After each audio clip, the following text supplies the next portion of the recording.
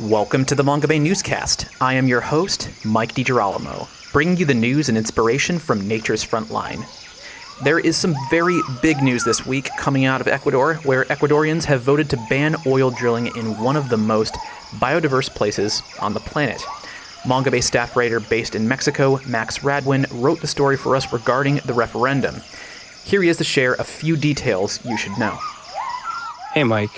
So this referendum concerned oil drilling in a part of Yasuní National Park in Ecuador's eastern Amazon. It's considered one of the most biodiverse areas of the world. It's home to several indigenous communities, three of which are in voluntary isolation. So this was a very high-stakes referendum. And what it actually asked the Ecuadorian people was, should the oil remain in the ground indefinitely at the site? And more than 5.2 million people voted in favor. 3.6 million people more or less voted against. And that kind of just solidified protections for this area that has been up in the air for decades. So what does a vote like this mean for conservation? What happens now?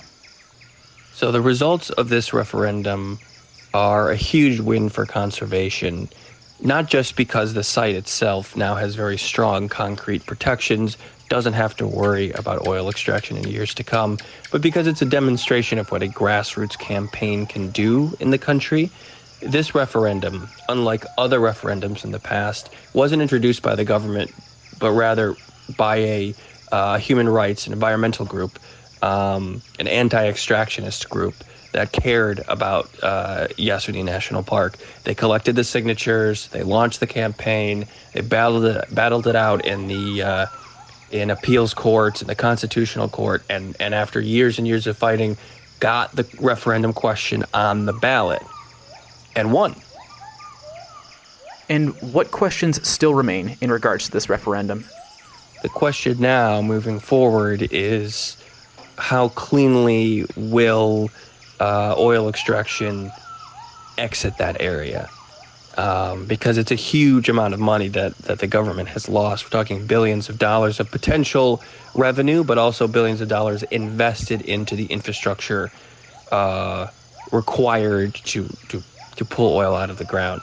And will the government actually uphold that law? We know when it comes to gas flaring and other things, there are laws on the books that they just don't follow or are very slow to follow. So I think we should be paying attention to how does the government respond when it reaches that 1-year deadline that it has to get out of the area. Thanks for sharing the news, Max. We appreciate it. You can find links to Max's story here in the show notes. Also on the newscast this week, we're highlighting a story regarding another biodiversity hotspot in Ecuador, the Intag Valley. My conversation with Romi Castagnino, published back in February, details the decades-long struggles the community in the Intag Valley has faced to protect its land. It should be noted that several weeks after the publication of the conversation you're about to hear, a provincial court upheld the Intag Valley community's constitutional right to consultation, as well as the rights of nature, thus canceling mining licenses of 2 companies with planned projects in the area. A resistance that was nearly 30 years in the making. Locals refer to it as the longest continuous resistance movement against mining in Latin America. So here's my conversation with Associate Digital Editor Romi Castagnino after she visited the valley with Mongabay staff writer Liz Kimbrough. Romi, thank you so much for joining us. It's great to have you on the show. Thanks to you, Mike. I'm so happy to be here. And what is the Intag Valley like? Can you first just describe what makes it so special? This is, as Liz Kimbrough said, the world's most biodiverse hotspot, right? So can you just talk about that a little bit more? I love the description that Liz included in the written stories. Tropical cloud forests are the terrestrial version of coral reefs. And it couldn't be more true. This ecosystem has the greatest concentration of species diversity on land over a small area. And this area is actually shrinking over time because of all the threats trying to take over. When I visited the Intag Valley with Liz, we both said it was paradise. I mean, the tropical Andes has more birds than actually all North America, and it has nearly 1/6 of all the plant species on Earth. One of my favorites being the mosses and orchids. So you go into the forest, you go into the primary forest, and you are like in a fairy tale. Huge trees covered in bromeliads, in moss, all the birds singing. It's actually a beautiful place, also covered with waterfalls everywhere because it has a lot of mist, so there's always water present.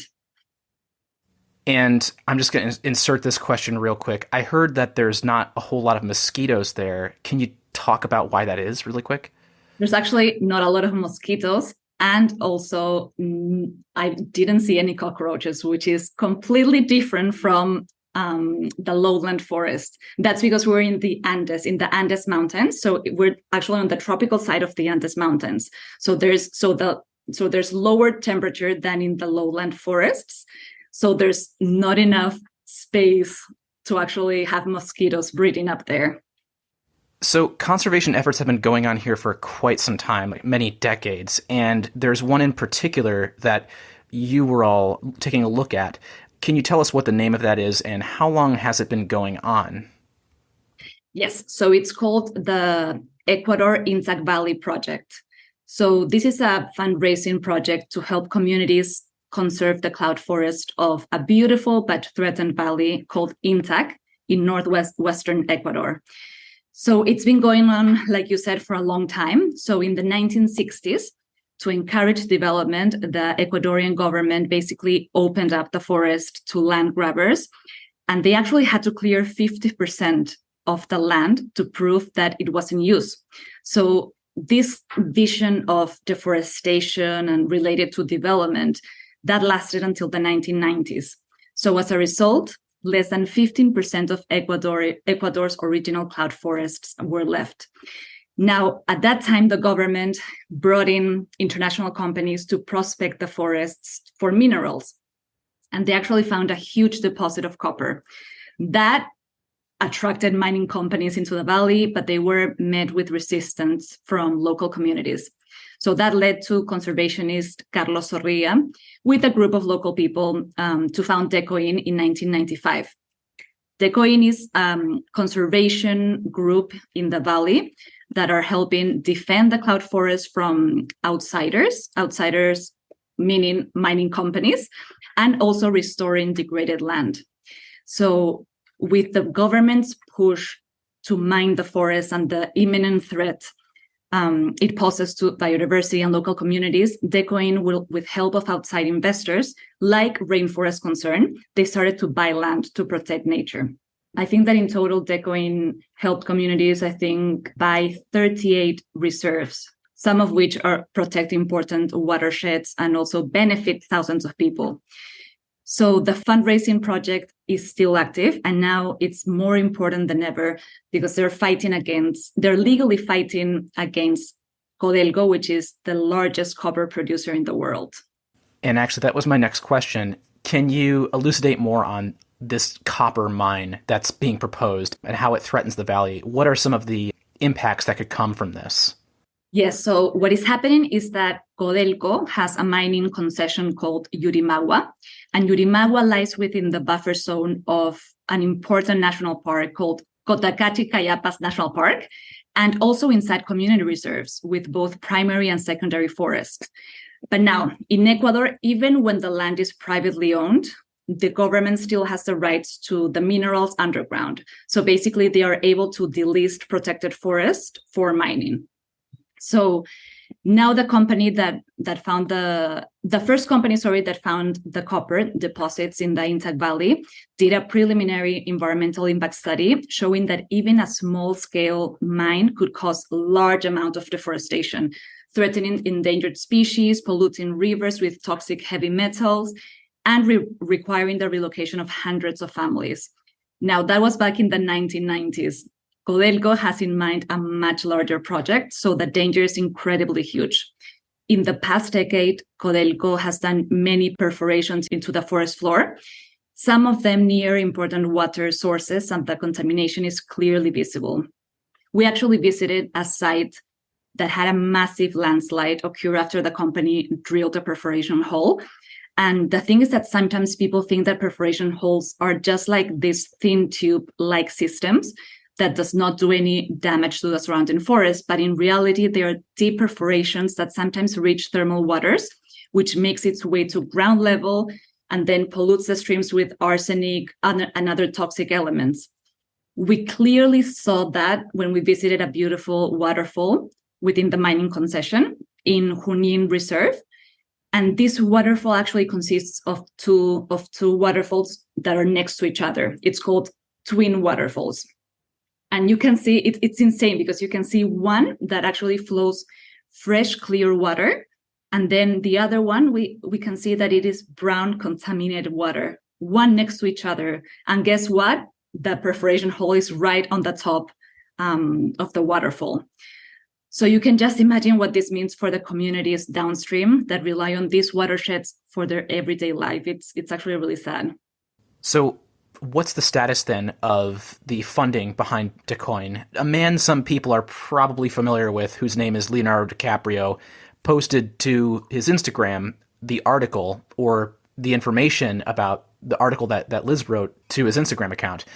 Do you know if the conservation project saw a fundraising bump after this? Did anything happen as a result of that?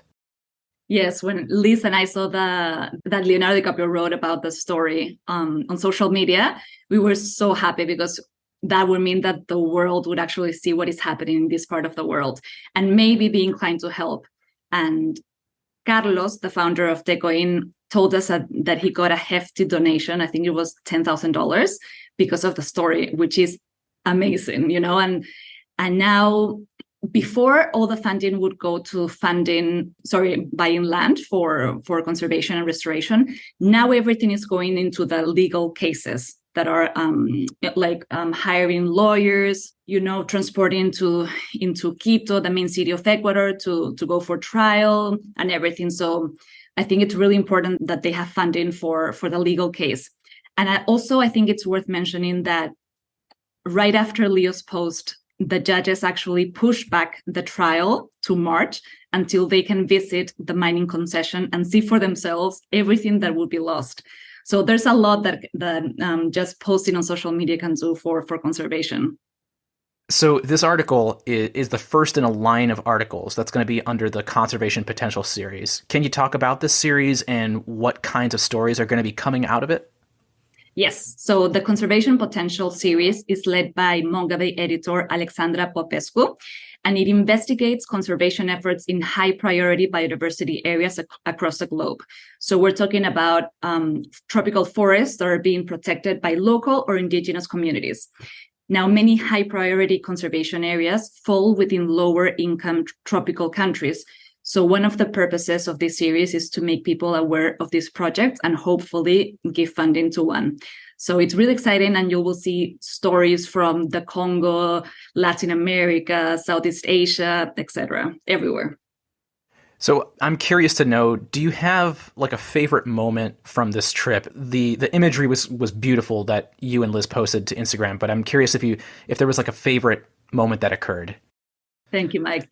There's so many from this trip, actually, but I think one memorable one is when our guide, Roberto Castro, he took us hiking into the primary forest of the Intac Valley. And when we got to this beautiful area with huge trees covered with moss and bromeliads and all these beautiful species of plants, he made us sit out of leaves and a fallen log and made us close our eyes, inhale deep, and just think of things that we were most thankful for in our lives. It was such a grounding moment for me and Liz, and I wanted to stay there forever. I remember those 60 seconds just gave us purpose into doing the work we're doing for Mongabay. I mean, that's a beautiful answer. I'm curious to know if there were, and you actually already mentioned some of them earlier, what were some of your favorite wildlife species that you came across? It's funny that you asked this because one of the things, it kind of became like a ritual for us that every night after a long day of work, we would have dinner and then go check on the light trap that Carlos made for us. So the light trap is basically a bright light pointing towards a white sheet. And this attracts all the insects in the forest into this white sheet. So we would go and be like little kids looking into the insects that we would found there. I think it was such an amazing experience because we could see more than 50 species in just one night. And Carlos would say that he could see species now that he haven't seen ever. And he has lived there for 30 years, imagine. I think one of my favorite ones is the eyed-silked moth. It has it's a big moth that has these bright yellow spots with a black inner spot, hence its name, eyed-silked moth. And also the hawk moth for its size. I mean, it's big as my palm. It was amazing. And also you could see, of course, crickets, other types of moths, colors, all the colors of the rainbow. You would think that they would be butterflies, but no, they were moths. You actually just answered my next question. I was going to ask you because the videos you posted to Instagram of these moths they're breathtaking, but I particularly found the size of them to just be unbelievable. You said it was as big as your palm. Was this just one of the species? How big did these actually get? This was actually two of the species. I don't remember. The first one, was the eye-silked moth that was really big, but then I compared the size with Liz to the hawk moth, and the hawk moth won. I mean, it was almost the size of my palm, and they get it even better, even bigger. So, I mean, it's amazing. And also other ones that were so bright and colorful, they were as little as like my nail, even less than my nail. It's amazing all the nightlife that there is in the forests. Switching gears back to a question on the way this copper mine is being challenged. Communities are using something called rights of nature, which is a guarantee of sorts. Can you talk about what that is? And is this something that's unique to Ecuador? Yes. So back in 2008, Ecuador became the first country to recognize the rights of nature. This means that natural ecosystems or elements have the right to exist, thrive, and evolve. So over the past few years, DECOIN worked with lawyers to argue that the mining development in the Intac Valley would actually violate the right of nature by threatening the habitats of two critically endangered frog species, the long-nosed harlequin toad and the Intac-resistant rocket frog. So finding these frogs has given the community kind of a stronger argument to try to legally stop mining development under the rights of nature. Is there anything else that we haven't covered on this conversation that you really think listeners should know about Intac Valley? I think it's insane because the Intac Valley, as locals say, is one of the longest resistance of mining that Latin America has seen. So it's such a powerful story. And we're actually releasing a video of this story in a few weeks. So listeners should be looking out for that. We're going to publish on our socials the video. Would you be able to give our listeners a little preview of what's in the video? Yes, so it's a documentary style video. So it's around 15 to 20 minutes. So it's a long version of the normal stories, video stories that we post on our channels. But I think that people will actually really like this video because it tells the story of so many community members that are fighting and protecting this really fragile but beautiful forest. So I think it's worth seeing. Romi, it was really great to catch up with you. Thank you so much for being on the Mongabay Newscast. Thank you, Mike. If you want to read the articles related to my conversations with Max and Romi, please find links here in the show notes. And as always, if you enjoy the Mongabay Newscast and you want to help us out, you can help spread the word by telling a friend about the show because that's the best way to help expand our reach and keep growing. But if you want, you can also support us by becoming a monthly sponsor via our Patreon page at patreon.com/Mongabay. As we're a nonprofit news outlet, even just $1 per month really helps us offset production costs. So if you're a fan of our audio reports from Nature's Frontline, head to patreon.com/Mongabay to learn more and support the Mongabay Newscast.